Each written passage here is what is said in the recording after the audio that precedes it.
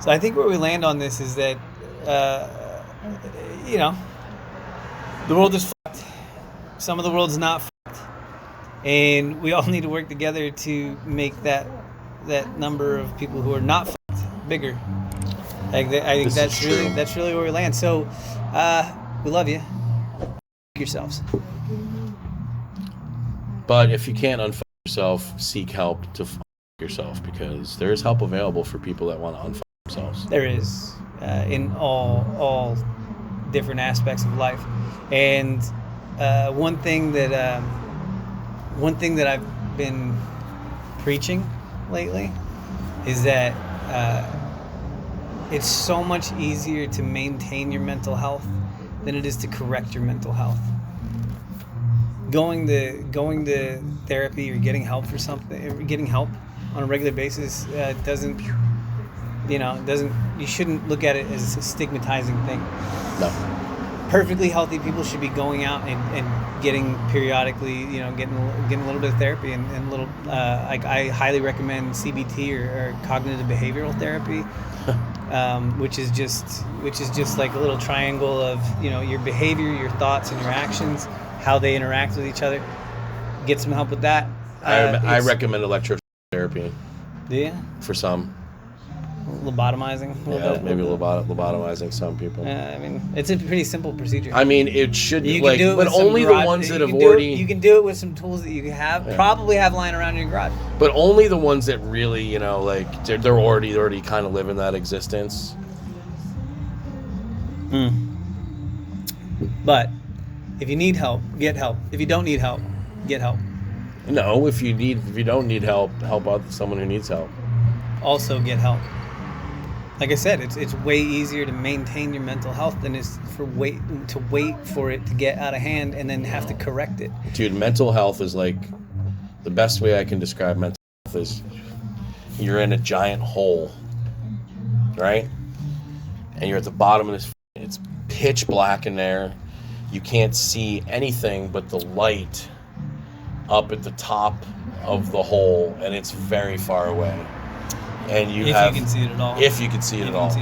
And you're there, and periodically, like, someone up top is going to be like, hey, there's somebody trapped down that hole, and they're going to throw a rope down there, and we're going to feel this thing because you're not going to really be able to perceive it in the fucking dark. Get off me. And it's going to be like, it's going to feel like fucking snakes. It's going to feel like snakes in your worst nightmares. And if you're lucky enough to grab a hold of it and hold on, it's a scary trip. And hold on, all the way the back to up. Scary trip up there, dude. And that's how I liken mental health, and it's hard, dude. It's pretty accurate. It's pretty accurate. People could even be up at the top of the hole going, hey, we know you're down there and we're here to help. But to you, it just sounds like... Yeah, and then being on that, at the top of the hole. Yeah. Being down and like, hey, just grab the rope, you moron. And because you know what? That's how some people want to read help like that. I know some people that I'm that way sometimes. Yeah. But for me, it's mental health. It's a slippery slope for anybody. Well, this is what I touched on it earlier when I was talking about Gina. I was like, it's you want to like get the fucking rope and come out, man. But like sometimes it's just let the rope sit there next to them. Eventually, they're gonna realize, oh, this isn't dangerous. Maybe I can like tug on it a little bit and see what's on the other end, and they'll figure it out on their own time. They will, and it's hard. It's hard to watch somebody struggle through that, especially if it's or they'll just cower in fear in the other side of the hole, and there's nothing you wondering can do about when that rope is gonna. There's nothing that you can do about it. Attack him and kill him. And that you can be a perfectly like well-adjusted person and experience that trying to help somebody else, and they won't take the help. They won't take the help ever, and then they expire, and then you're left with this guilt of what could I have done. There's nothing, man. Like there's nothing. You can't force somebody. No, I know. We've had this conversation before, you and I, where we talk about See, I'm a type of person that I will try to help people much to my own detriment. And I'll focus little on my own mental health, physical health, or my own personal care. Mm-hmm. And I will, sometimes it's obsessive. It's a trap. For sure. It's a trap. It's never a trap. It is a trap. It's a common mental trap. No, it's not a trap, though, because I was raised with the mentality that you always be a hand to help. But it is the hardest thing for me personally to receive any kind of help. Yep. And even compassionate, when someone else is, I can see things and I know, and when I'm trying to help other people, and I can see things and all that shit, but I'm blind to almost 80% of my own shit. I'm curious, does it come from an aspect of, and I can only think of two off the top of my head, but does it come from an aspect of pride, or does it come from an aspect of being a burden? It probably comes from both. A little bit of combination. Or for a lot of, I was, that is how I was raised. You always took care of foundlings, my mom did that, and there was always foundlings at my house. And but you just, if anyone, you had peers to lean on. They were still foundlings. They were my peers, but they were still foundlings. And so it was just a mentality that I kind of grew up with in life. That's just what you do. If you lend that hand, whatever you can do. Ultimately, it led me into a situation where, I was living my life not really considering my own needs or wants, and I just focused on that of somebody else and meeting needs for other people. And at that time, probably was the happiest time of my life, I will say, though it was fraught. Self-realization is hard. Yeah. Because you have to be self-realized in order to experience that type of thing. You have to understand what works in you, and you have to want to have an understanding for why you would fail at feeling that way, or your own inert selfishness. You know what I mean? Mm-hmm. And that's what sometimes makes religion bullshit, because that I always hate this. Hey, brother, here I want to introduce you to Jesus Christ, the Lord, and He died for your sins, and I'm like, oh, really? He died for your sins, so you didn't have to. I need that. And I need that, and the guy gives him a Bible, slaps him on the back, and says, I didn't have to ask. Be warm and well fed, brother. Get the and out. Then he walks off, and then that guy's sitting there with that fucking Bible by himself, trying to figure out who the God is. Yeah, I know. And I'm like, when God is not in there, He's in the larger help of the people in the community that you're in. So you're really not doing that guy any favors, because you're not really teaching him that there is a better way. Mm-hmm. You know what I mean? There's, and that's really what it's about, because there is a better way. Yeah. Some of the stuff even that we talk about here, you know what? It's talk. There's a lot of sincerity in some of the things we say, but there's a lot of fucking fuck it in what we say too.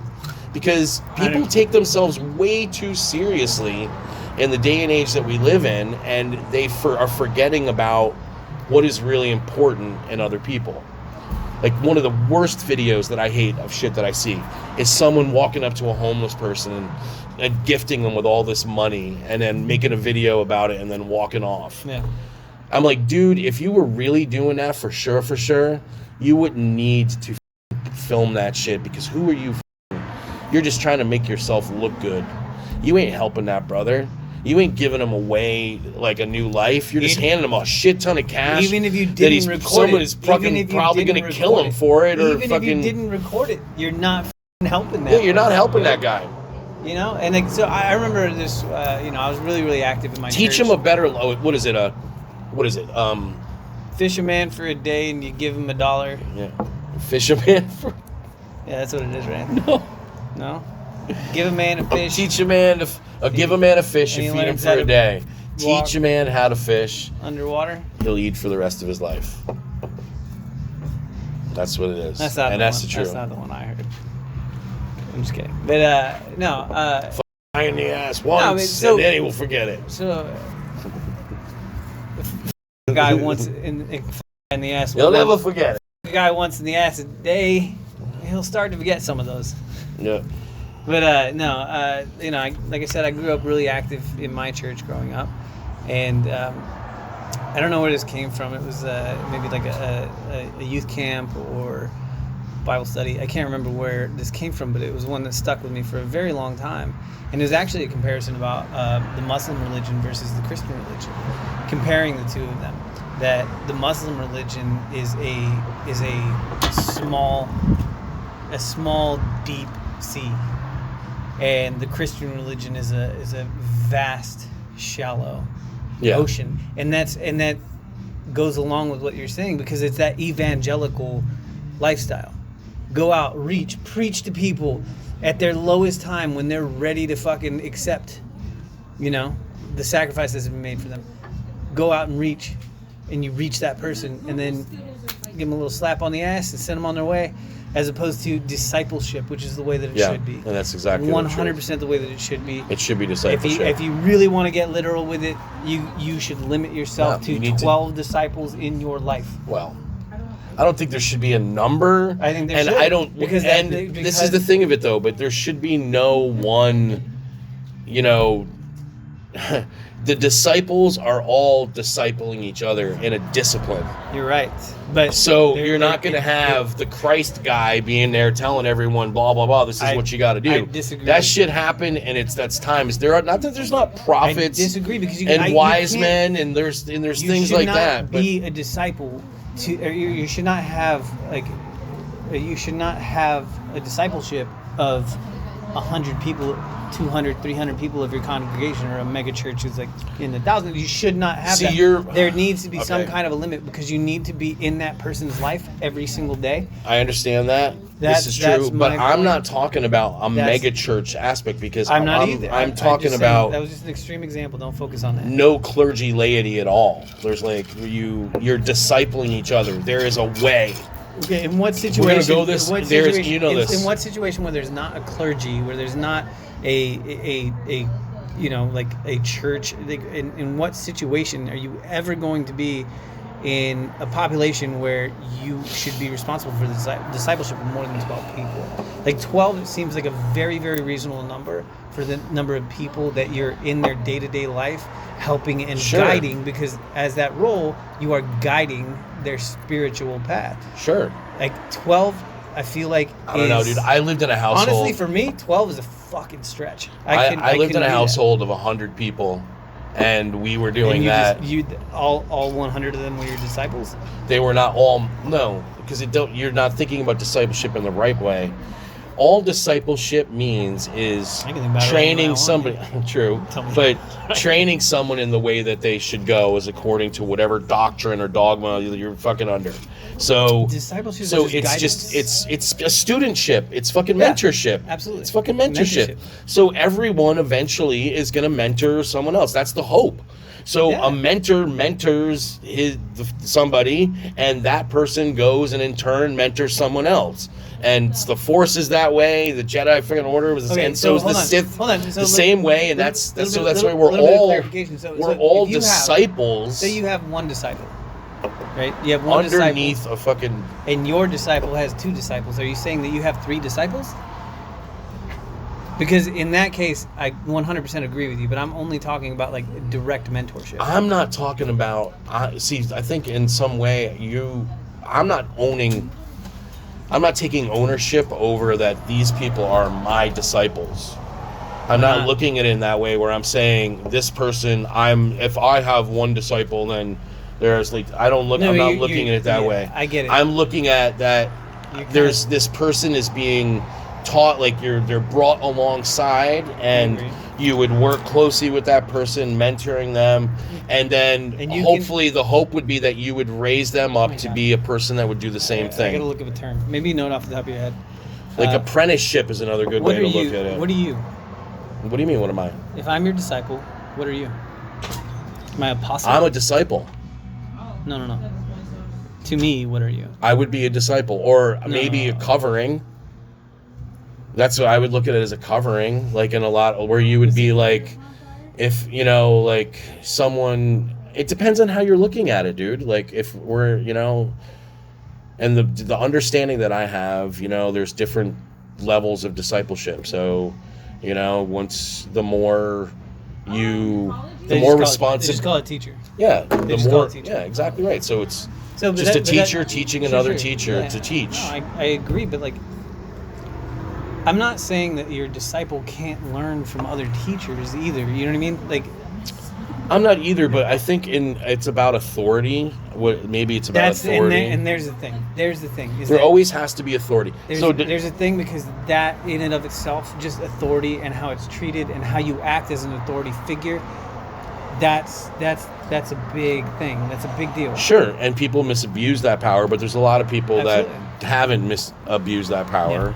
I'm but like I said, but even then, it's all depending on the confines of whatever your belief is. If like you have different beliefs, Yeah. that's just what my understanding about authority is. Yeah. Personally, I I don't still- think there's any apostolic authority on the earth. So what would you put a limit on the number of disciples? I wouldn't put a limit on that. I would like. You should. Why? You absolutely should. Why would you put a limit on some? Like everyone should be teaching everyone and mentoring everybody. Sure. If but we like, all were keeping each other so there was with There was a guy I saw out here the other day.